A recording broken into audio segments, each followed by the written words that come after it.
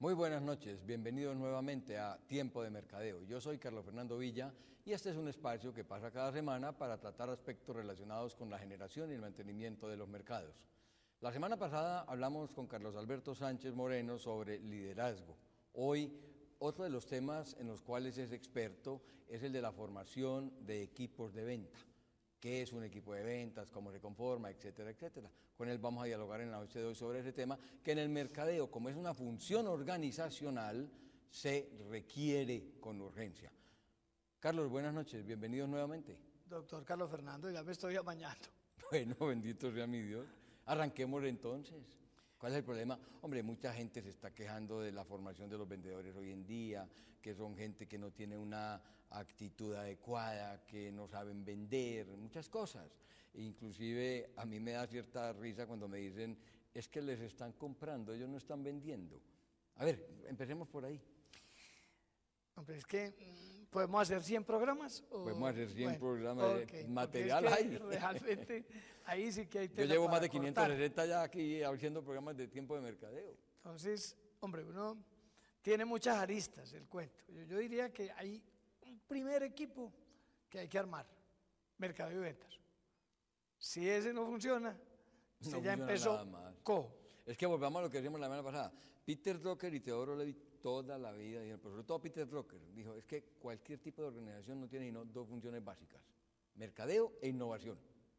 Lo demás Llega depende solo. de esas. Clarísimo. Y eso pues yo lo veo muy claro, pero no lo acepta mucha gente.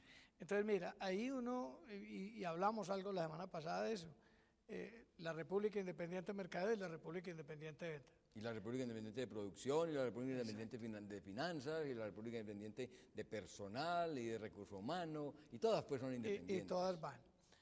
Cuando hablabas de mi afición a la música en el programa pasado, una de las cosas que me hace a mí feliz de vivir detrás de la Filarmónica es ver lo que logra con ese equipo un director. Como Alberto Correa. Como el doctor Correa o el maestro Correa, o cuando se traen personas de fuera excelentes, que gracias a ese equipo que se ha conformado, cualquiera que sea el que pongan allí a dirigir la orquesta, suena perfecto. Oíste, o sea, el equipo funciona. Eso me hace acordar del ejemplo que alguien puso, que decía que el mercadeo se asemeja al director de orquesta, porque es el que está direccionando toda la organización para que la melodía sea espectacular. Y suene perfecto. Así no esté o no sea experto en todos los campos. El director de orquesta no tiene que tocar todos los instrumentos.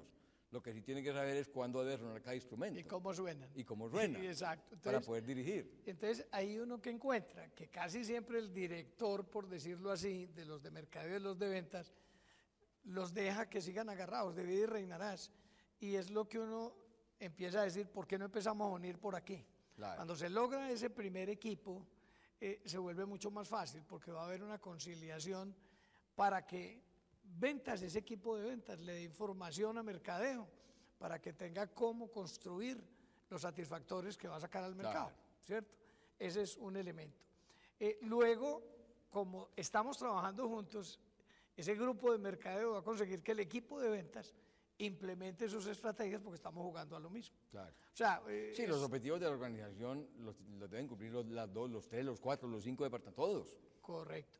Pero enseguida viene, nosotros tenemos pues organizaciones desde unas cositas muy pequeñas hasta superestructuras comerciales y realmente nosotros tenemos unas figuras muy interesantes por el tamaño de las organizaciones nuestras. El gerente de mercadeo de ventas, el gerente comercial, o sea, que en el fondo tiene que armar un equipo que venda y por ahí en el rinconcito hay alguien que hace algo de mercadeo.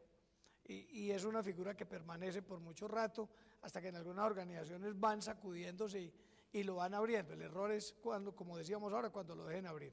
Pero me quisiera quedar trabajando contigo solo pensando en los vendedores. Bueno. Entonces, ¿qué va a pasar? ¿Con quién tiene que hacer equipo un vendedor? Primero, con su cliente, ¿cierto?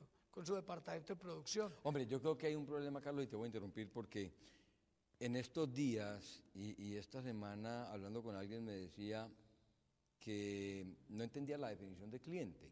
Y cuando uno le habla a un médico, o le habla a un cura, o le habla a un político de los clientes que tiene, como que les da cierta picazón. Creen que es peyorativo. Exactamente, lo que no entienden es la etimología, o de dónde viene la palabra cliente. Etimológicamente, cliente es una persona que depende de. Esa es la parte etimológica de la palabra cliente, que depende de. Entonces yo soy cliente de alguien internamente, yo soy cliente de muchas cosas y de muchas personas. Dependemos de muchas cosas y por eso se habla de clientela. Y el cliente etimológicamente es eso. Yo creo que eso es algo que la gente no ha entendido. Y haciendo un paréntesis sobre la enumeración que te estaba haciendo, todos los que hablan de responsabilidad social empresarial, se les olvida una fundamental, que es cumplirle la promesa al cliente. O sea, sí. tú estás ahí con ese elemento en el cual no puedes fallar. Entonces, ese equipo con el cliente es muy importante. Inclusive hay algún libro que tuvo Norma en el pasado que decía, no venda, asóciese, sí. ¿Cierto? ¿Cómo armaba uno ese cuento con su cliente? Hay que tener una alianza con los colegas. Hay que ser definitivamente equipo con la gente que despacha, hay que ser equipo con cartera, hay que hacer equipo con los compañeros y hay que hacer equipo con el jefe. Entonces, equipos de una sola persona no existen. No. Donde haya más de una persona necesita trabajo en equipo. Se necesita equipo. Eso pues es indudable. Además, hay algo que antropológicamente se ha dicho. Nadie, por ser unipersonal como empresa o lo que sea, puede decir que solo ha logrado algo. Porque alguien decía que para la respuesta más simple, un sí o un no, o para cualquier cuestión de la vida humana, mínimo hay 25 personas involucradas. Que es lo que llaman ahora es que cadena de valor, pero que la gente como que no analiza y no entiende. Porque es que fíjate que para que una recepcionista responda a un teléfono, tiene que haber quien mantenga los equipos, quien pague las cuentas, quien consiga los implementos, quien mantenga el edificio, en fin, muchas cosas. Pero no es una sola persona, son 25 que están involucradas. Entonces, ahí aparece lo que uno empieza a asustarse, ¿cierto? Es por qué no logramos los mismos resultados constantemente. Y muchas veces no lo logramos porque no tenemos los muebles adecuados en las oficinas. Y por eso hay que tener mucho cuidado con la selección de esos muebles, como los de Herman Miller.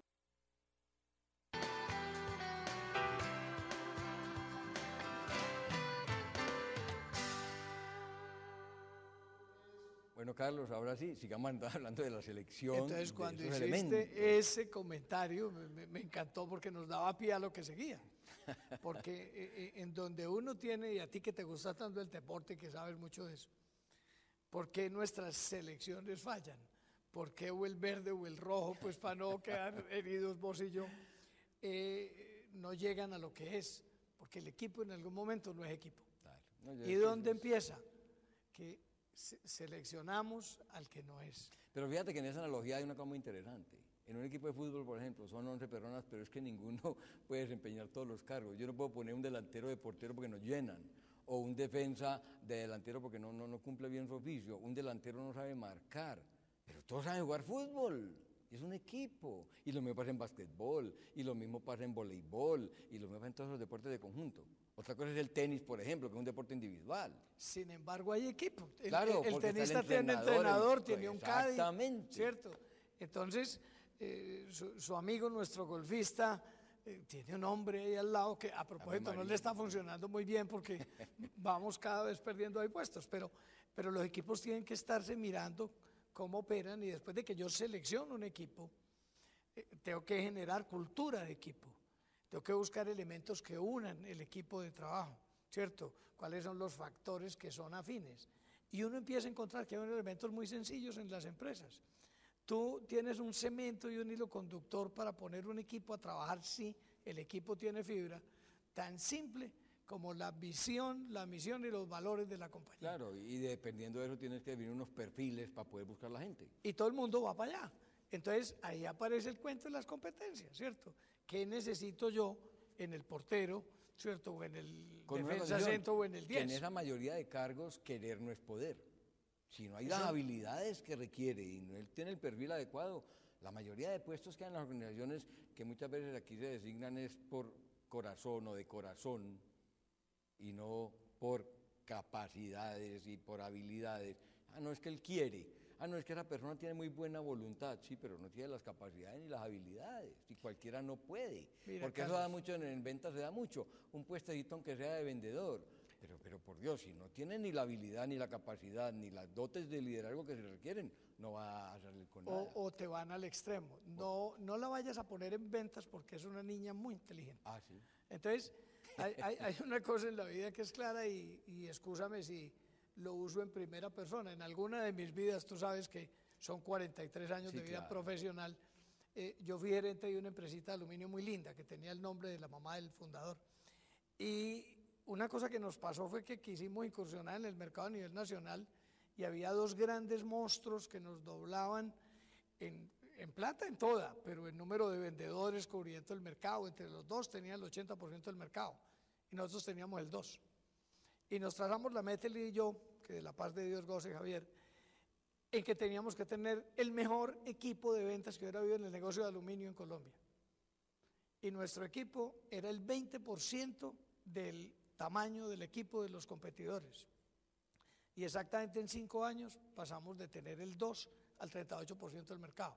Y ese milagro lo hicieron las 4 personas, que eran absolutamente espectaculares, ¿cierto? Entonces, a eso le gastamos el tiempo, lo estuvimos buscando con lupa y tal vez hicimos una cosa en la que coincidimos él y yo afortunadamente, y fue que una vez tuviéramos ese equipo que creíamos que era el mejor, lo teníamos que entrenar como al mejor.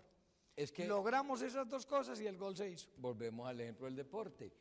Se puede tener el mejor jugador del mundo y si no entrena, no va a dar resultados. Tiene que entrenar constantemente. Y a ustedes allá en la orquesta, el pianista tiene que tocar todos los días, porque si no entrena, se le van a trabar los dedos y no va a salir con nada. Y lo mismo el guitarrista y lo mismo el saxofonista, tienen que entrenar, así sean los mejores. Esa es la realidad. Y tienen que entrenar permanentemente. No, y mira que hay cosas, y tal vez lo hemos hablado tú y yo en conversaciones aparte, hay un elemento que se llama el mantenimiento del equipo. A los equipos hay que darles un input, hay que decirles para dónde vamos, qué está pasando, pero a los equipos hay que contarles y lo logramos. Claro. Y hay que darles o la palmadita en la espalda porque lo lograron, o definitivamente la palmada más duro si no lo lograron, Claro. ¿cierto? Pero a ese equipo hay que unirlo, hay que buscar elementos que garanticen que trabajen juntos. Uno tiende a colocarle a un equipo solo metas individuales. Sí.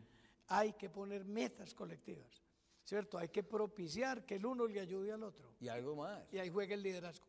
Indudablemente. Y al equipo de trabajo hay que darle las herramientas para que pueda trabajar, que es otro de los problemas que tenemos en el mercado de viviendas en el medio nuestro, que les queremos dar herramientas del siglo pasado para que trabajen para el siglo que viene.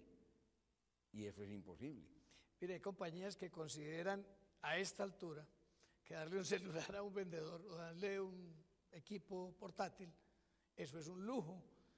Y resulta que lo que se están quedando es por fuera del mercado. Claro. ¿Cierto? Tenemos que tener un equipo de trabajo sin comunicación, sin información, sin estar en red con nadie, ¿cierto? Sin estar interactuando en tiempo real con lo que su compañía puede hacer. Hoy es puro tiempo real lo que cuenta. Están perdidos, no pueden. Entonces, por más buena gente que sean, no pueden. Con otra condición, hay que darles las herramientas y hay que capacitarlos en el uso de la herramienta, porque nadie nació aprendido y con los cambios tecnológicos que hay y con los cambios que hay en las herramientas que se le ofrecen a la gente, sobre todo a la de ventas, pues hombre, hay que mantenerles un programa de capacitación permanente. Eso no es de ahorita o de un rato o dentro de un mes, tiene que ser permanente. Y por eso la cultura de la autoactualización y la autocapacitación es una cultura fundamental en cualquier organización hoy en día.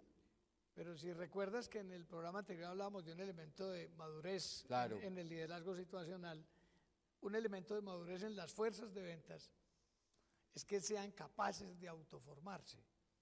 Y Sí, ahí nadie tiene tiempo de estar pues detrás de todo el mundo. exacto, pero vos necesitas una persona que va generando Empuje. esa cultura, ese hábito, que va estimulando a las personas a que lo hagan y que sea capaz de demostrarle el beneficio que obtiene cada vendedor. Ese es el líder del cual hablábamos la semana pasada. Correcto. Con una condición, ese que más se prepara. En los años 80, que era yo gerente comercial de una empresa muy especial de este país, el mejor vendedor de la compañía me decía jefecito. Y todos decían, a usted es el único que reconoce como jefe. Un día miré el sueldo de mi vendedor y él se ganaba 980.000 pesos en 1980. Y yo me ganaba 60.000. Con razón me decía jefecito, me veía así, ¿cierto? El tipo decía, este tiene puesto de jefe, pero nada. Pero cuando tú lo mirabas, era el hombre que más sabía en el país de lo que se vendía. En la cadena en ese momento más importante de supermercados del país, ese hombre logró sacar un proveedor de 60 años. O sea, eso era prácticamente imposible. Uno diría que eso para mí es un caso de mercadeo que se puede mostrar en cualquier parte del mundo. Pero ese hombre que en ese momento tenía un título de administrador de empresas, sabía más de ese producto que cualquier ingeniero de la compañía. Es como es lo mismo que le pasa al Hotel Dan Carton, que si alguien sabe de hotelería, es el Hotel Dan Carton Medellín. Es el hotel que lidera en ese.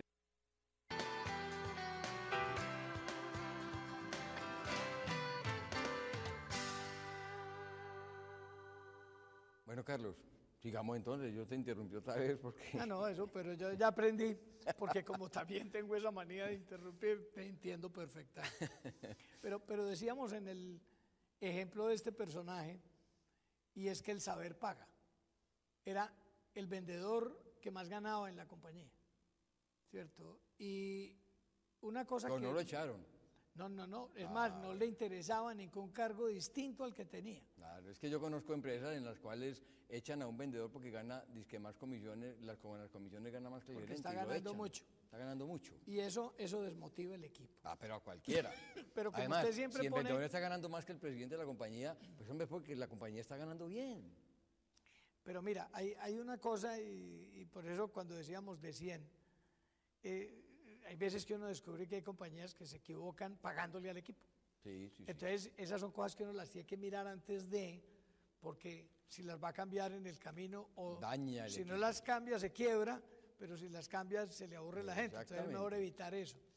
Pero mira, cuando hablábamos de eso del mantenimiento de los equipos y hablábamos de la formación, hay una cosa que realmente pone a pensar mucho al miembro de un equipo y es cuáles son mis posibilidades de desarrollo. ¿Hasta dónde puedo crecer yo con esta organización? ¿Cierto? ¿Para dónde voy yo en la vida? Con un cuento elemental, y es que el desarrollo no necesariamente es que lo asciendan, es que él crezca como ser humano, como ciudadano, como funcionario, pero que además crezca económicamente y eventualmente que también pueda tener una mayor responsabilidad. Eso es muy interesante. Entonces, hay una forma muy interesante en ese mantenimiento de los equipos, y es cuando uno da responsabilidades ad hoc. Y uno a una persona del equipo le dice, ¿usted por qué no se encarga de la formación de los nuevos en esto, que usted lo hace muy bien? ¿Por qué no me lidera este programa de fidelización con los clientes? ¿Cierto? ¿Por qué no montamos este evento con este proyecto y me lo manejas tú?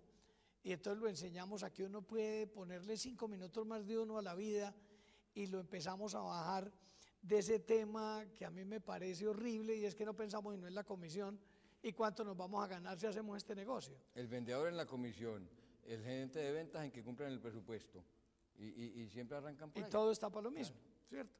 Entonces, cuando el equipo se vuelve altruista y el equipo empieza a impregnarse del objetivo macro de su organización, ¿cierto? Ese vendedor tiene la visión aquí, ¿cierto?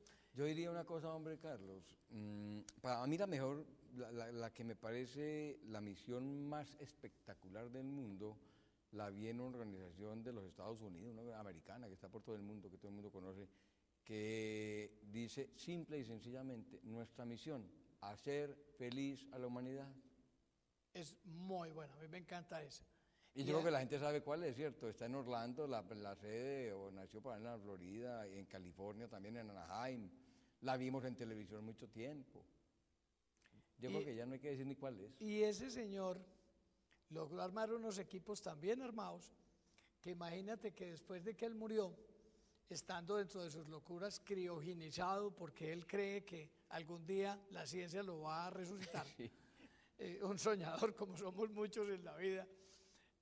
Hombre, una de las cosas impactantes que es que después de muerto, la compañía tenía en equipos de trabajo ocupados proyectos para los siguientes 25 años. Y los equipos comprometidos con eso, como si ese líder estuviera vivo todavía empujando la organización. Eso es un descrédito. Es un descrédito.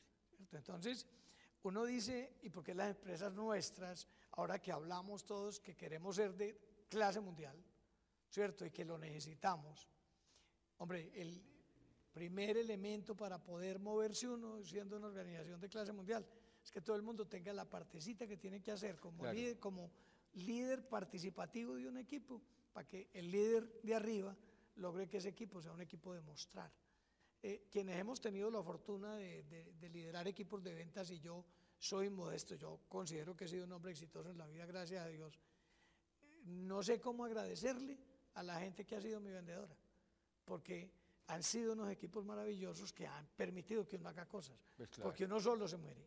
¿Qué haría usted en este programa sin este equipo? Claro. ¿Cierto? Entonces, claro, es una realidad. Necesitamos 3 camarógrafos, necesitamos quien esté allá arriba moviendo fichitas, quien coordine las cosas, en fin, lo que decíamos ahora, para uno poder hacer algo, mínimo hay 25 personas involucradas. Correcto. Ahora, viene una cosa, ¿con qué retamos a los equipos? Porque es que dentro de lo que uno llama, hay veces, adolescencia y mercadeo, y es que sacamos productos al mercado que fueron capricho de alguien o porque creemos que eso se puede vender. Y enseguida forzamos a un equipo de ventas a que haga eso cuando no hay potencial del mercado o el producto no es lo que la gente espera o el precio no es competitivo o la distribución no funciona, y enseguida le caemos al pobre equipo diciendo que el equipo no sirve. Porque hay muchas veces que los factores exógenos o externos no controlables son los que le afectan a alguien su actividad. Y por eso uno tiene que saber su equipo de qué es capaz, ¿cierto? Y cuando uno decide que va a llevar su equipo a ser un equipo de alto rendimiento, entonces listo, usted tiene la meta y usted tiene que mirar cuál es el gap que hay entre esa meta y lo que su equipo es capaz de hacer hoy. Y usted tiene que invertir. Miren, yo recuerdo, y en una empresa de esas grandes donde tenía el vendedor, yo llegué a ser gerente de formación y entrenamiento de vendedores. Y voy a decir una cifra que ninguna compañía de pronto en esa época lo tenía, y algunas a hoy no la tienen. Nuestro presupuesto de formación en el año 1986 eran 1.200 millones de pesos. Qué bueno que así se pudiera hacer. ¿Cierto? Hoy. Y estoy hablando que es que eso es mucho dinero en esa época, si traes eso a valor presente neto, claro, toda la plata del mundo. Y hoy uno ve organizaciones que dicen, no, es que si esto de pronto alguien les da una charlita pero no quieren invertir en eso, ni formar gente al interior que lo haga, porque no hay que estar trayendo a gente para que forme el equipo. Ese es el líder que lo forma y el mismo equipo que se va autoformando. Claro. Pero hay que invertirle. Se nos acabó el tiempo, Carlos Sánchez, tenemos que dejar pues por hoy, pero tenemos material para trabajar y esperamos haber enseñado, haber dado luces para mucha gente que quiere formar equipos exitosos de ventas dentro de una campaña o de una actividad mercadológica. Por el momento entonces les agradecemos que nos hayan acompañado y los invitamos a que sigan con nosotros. Muchas gracias y una feliz noche.